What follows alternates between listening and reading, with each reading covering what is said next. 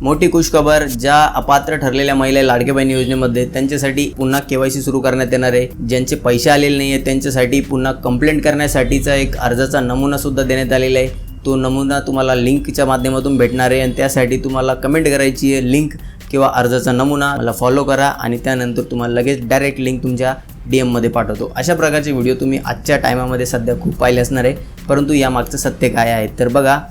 आता सध्या ज्या पण महिला या योजनेतून अपात्र ठरवण्यात आलेल्या आहे त्यासाठी पुन्हा ॲड करण्यासाठी, म्हणजे अशा महिलांना पुन्हा ॲड करण्यासाठी कुठल्याही प्रकारचा सध्या ऑप्शन अवेलेबल नाही आहे आणि याबाबतचा कुठल्याही प्रकारचा GR किंवा काही ऑफिशियल इन्फॉर्मेशन आलेली नाही आहे समोर.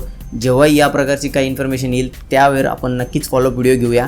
परंतु आत्तापर्यंत सध्या तुम्हाला अशा कुठल्याही प्रकारच्या लिंकवरती क्लिक करायचं नाही. एखाद्या वेळेला तुमच्यासोबत फ्रॉडसुद्धा होऊ शकतो. आणि दुसरा, या लोकांचा फायदा काय असतो तर यांचे फॉलोअर्स वाढतात, कारण फॉलो केल्याशिवाय जी ऑटो लिंक असते ती काम करत नाही.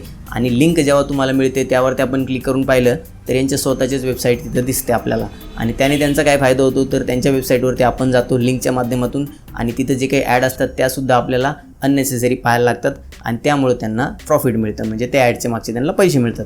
परंतु तुमचा इथे शून्य मात्राचा फायदा होणार आहे. आणि खरोखरच खरी माहिती पाहिजे असेल तर आपल्या Instagram अकाउंटला नक्की फॉलो करून ठेवायचं आहे. धन्यवाद.